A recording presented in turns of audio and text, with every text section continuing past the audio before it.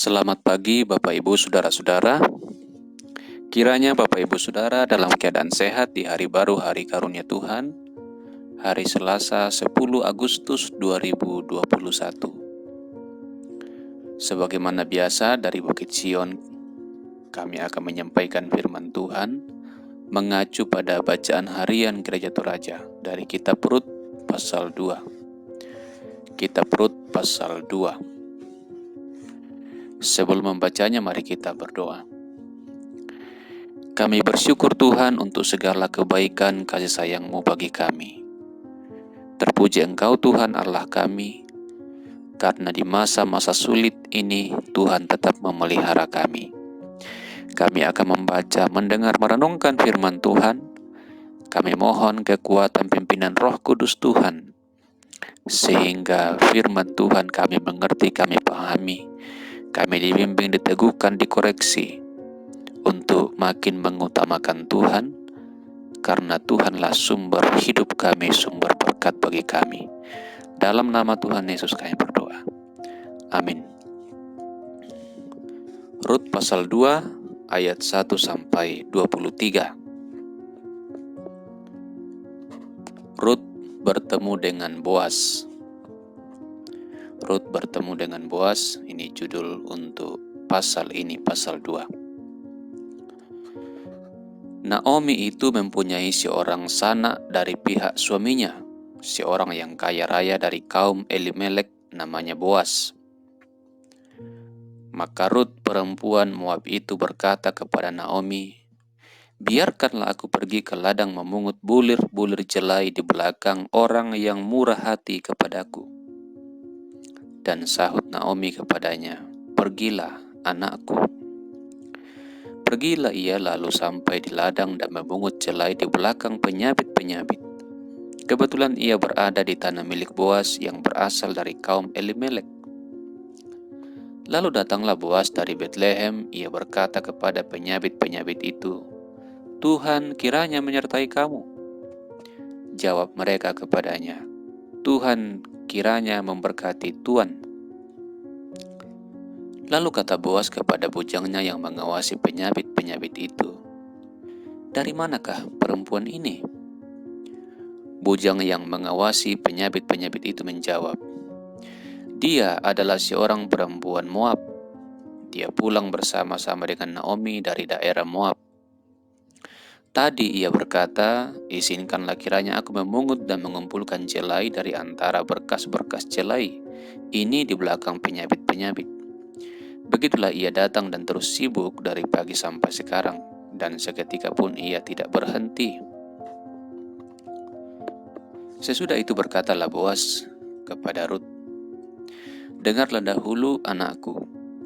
Tidak usah engkau pergi memungut jelai ke ladang lain, dan tidak usah juga engkau pergi dari sini. Tetapi tetaplah dekat pengerja-pengerjaku perempuan.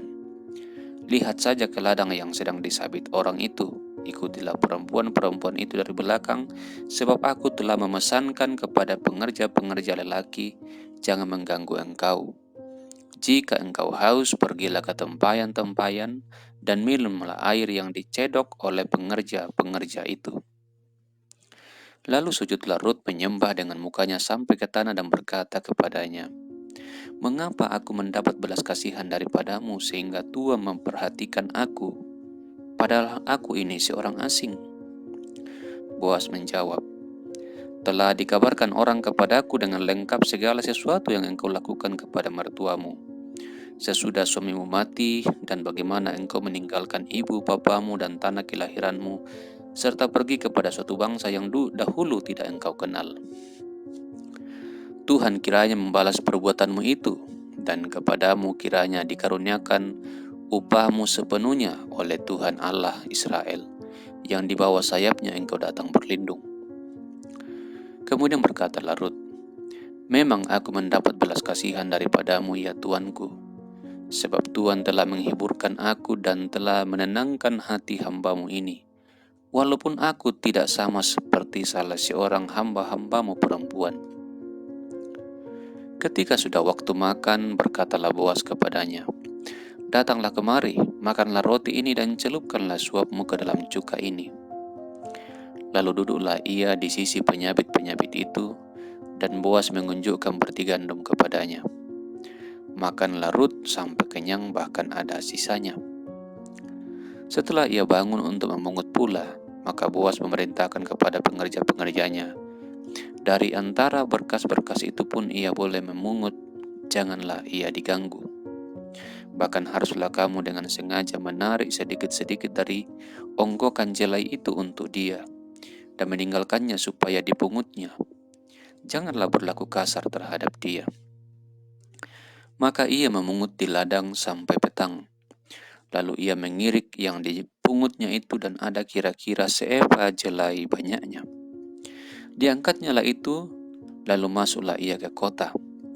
Ketika mertuanya melihat apa yang dipungutnya itu, dan ketika dikeluarkannya dan diberikan kepada mertuanya sisa yang ada setelah kenyang itu, maka berkatalah mertuanya kepadanya, "Di mana engkau memungut dan di mana engkau bekerja hari ini? Diberkatilah kiranya orang yang telah memperhatikan engkau itu." Lalu diceritakannya kepada mertuanya itu pada siapa ia bekerja, katanya, "Nama orang pada siapa aku bekerja hari ini ialah Boas." Sesudah itu berkatalah Naomi kepada menantunya, "Diberkatilah kiranya orang itu oleh Tuhan yang telah mengaruniakan kasih setianya kepada orang-orang yang hidup dan yang mati." Lagi kata Naomi kepadanya, "Orang itu kaum kerabat kita. Dialah salah seorang yang wajib menebus kita." Lalu kata Rut perempuan itu, "Lagi pula ia berkata kepadaku, tetaplah dekat pengerja-pengerjaku sampai mereka menyelesaikan seluruh penyabitan ladangku." Lalu berkatalah Naomi kepada Rut menantunya itu, "Ya anakku, sebaiknya engkau keluar bersama-sama dengan pengerja-pengerja perempuan, supaya engkau jangan disusahi orang di ladang lain." Demikianlah Rut tetap dekat pengerja-pengerja perempuan Boas untuk memungut, sampai musim menuai jelai dan musim menuai gandum telah berakhir. Dan selama itu ia tinggal pada mertuanya. Amin. Dari satu pasal ini saya memberi judul renungan, rajin dan merendahkan diri pasti dikasihani. Rajin dan merendahkan diri pasti dikasihani. Bapak Ibu Saudara-saudara, di masa-masa sulit pandemi ini, perekonomian susah dan banyak hal yang juga menyusahkan. Tapi di masa-masa bukan pandemi sekalipun, tetap ada saja orang yang mengalami kesulitan. Terutama orang-orang yang malas bekerja dan selalu berkata sombong, selalu berpikiran sombong. Nah, bacaan kita ini menjadi pelajaran bagaimana seorang Rut dari Moab, dia bukan orang Israel, begitu setia mengikuti mertuanya. Walau suaminya sudah meninggal dan mertuanya sudah menyuruh pulang ke negerinya, tetapi Rut berbelas kasih mengikuti Naomi. Sampai-sampai ia mengatakan kepada mertuanya, "Bangsamu lah bangsaku, Allahmu lah Allahku, di mana engkau mati di sana aku mati, di mana engkau pergi di situ aku ikut." Jadi pasti karena belas kasihan Rut lah sehingga ia berkomitmen untuk mengikuti Naomi yang sudah tua dan tidak berdaya. Ia punya kesempatan untuk menikah lagi sebenarnya, tapi hal itu tidak ia lakukan. Dan Boas dalam bacaan kita juga terkesan terhadap hal itu. Di ayat 11, "Telah dikabarkan orang kepadaku dengan lengkap segala sesuatu yang kau lakukan kepada mertuamu sesudah suamimu mati, dan bagaimana engkau meninggalkan ibu bapamu dan tanah kelahiranmu serta pergi kepada suatu bangsa yang dahulu tidak engkau kenal." Ini sikap kasih dan rendah hati yang Rut buktikan kepada Naomi dan didengarkan oleh semua orang Yehuda. Lalu pada suatu waktu Naomi ikut pergi memungut jelai, meminta izin, dan ternyata kebetulan ia memungut jelai di padang atau di ladangnya Boas. Memungut jelai itu sejenis padi-padian, dia bukan gandum, dan jelai itu makanan untuk masyarakat umum dan juga menjadi makanan ternak. Dan sudah menjadi kebiasaan seperti perintah Tuhan juga di Imamat dan Kitab Ulangan, bahwa ketika orang Israel memungut jelai gandum atau anggur atau apapun hasil ladang, mereka tidak boleh mengambil semuanya. Tetap harus ada disisakan untuk orang-orang miskin dan orang asing. Dan hal itulah yang dilakukan oleh Ruth. Dia sebagai orang asing dan orang miskin bersama mertuanya, maka dia diizinkan oleh pengawas dan juga pemilik ladang untuk memungut jelai yang tersisa. Itu hal yang wajar. Tetapi bahkan Boas melakukan yang lebih. Dia malah memerintahkan kepada para bujangnya, para pengerjanya, supaya para penyabit itu secara sengaja menjatuhkan jelai-jelai itu untuk dipungut oleh Ruth. Berarti Ruth mendapat bonus secara tidak sengaja, ada secara sengaja dari Boas. Dan penyabit itu juga menjadi saksi bahwa Ruth itu bekerja terus. Di ayat 7 dikatakan, begitulah ia datang dan terus sibuk dari pagi sampai sekarang, dan seketika pun ia tidak berhenti. Seketika pun ia tidak berhenti, ia terus menerus memungut jelai. Dan apa hasilnya? Ia mendapatkan 10 eva atau 10 kilogram. 10 kilogram jelai untuk dibawa pulang. Dan itulah yang terjadi pada kisah Ruth. Ia rajin dan ia merendahkan diri sehingga ia dikasihani oleh Boas dan para pengerjanya. Bapak, Ibu, Saudara-saudara, demikianlah juga yang seharusnya terjadi.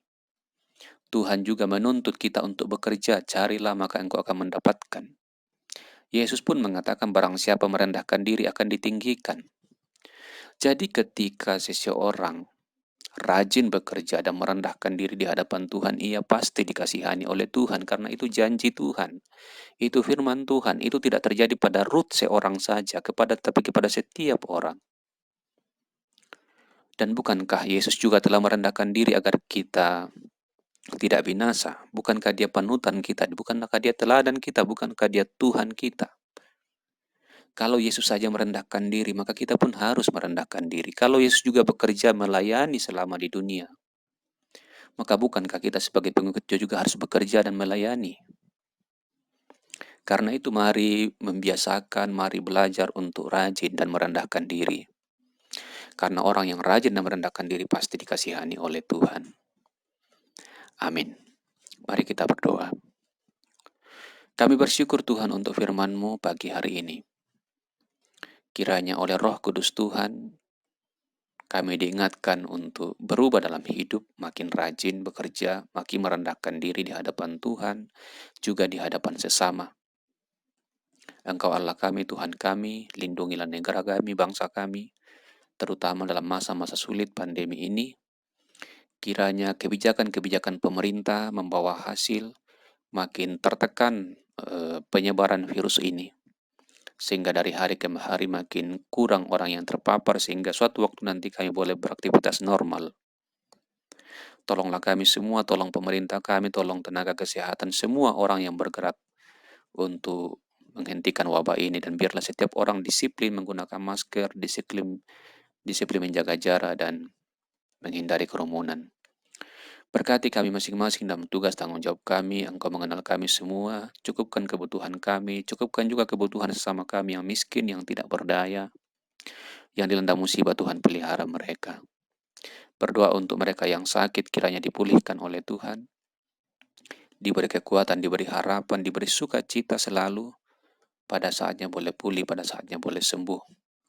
Berdoa untuk mereka yang berduka cita, kiranya selalu dihiburkan oleh Roh Kudus Tuhan.